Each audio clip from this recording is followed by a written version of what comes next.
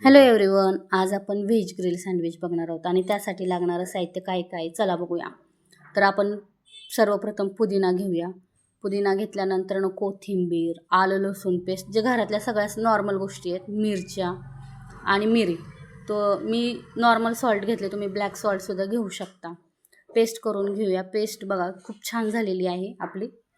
त्यानंतर आपण कढईमध्ये तेल घेऊन जिरी मोहरीचा तडका देऊन मिरची टाकून हळद टाकूया.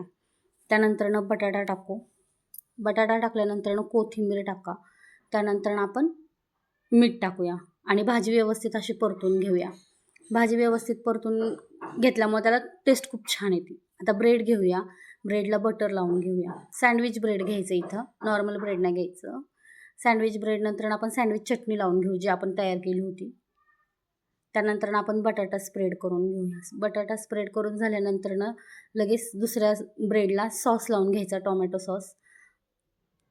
ती स्लाइस ठेवल्यानंतर आपण ब्रेडला पुन्हा बटर लावून घेऊया आणि पुन्हा चटणी लावून घेऊया. त्यानंतर त्याच्यावरती आपल्याला टोमॅटोचे स्लाइस, ऑनियन स्लाइस हे सगळं ठेवून घ्यायचे आणि चीज टाकायचे.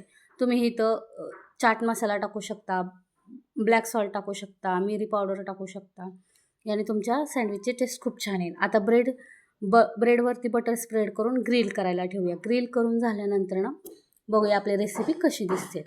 बघा तुम्ही बघू शकता की ग्रिल झालं आहे, तर खूप छान ग्रिल झाले आणि खूप असं कुरकुरीत असं मस्तपैकी कट करून घेऊया.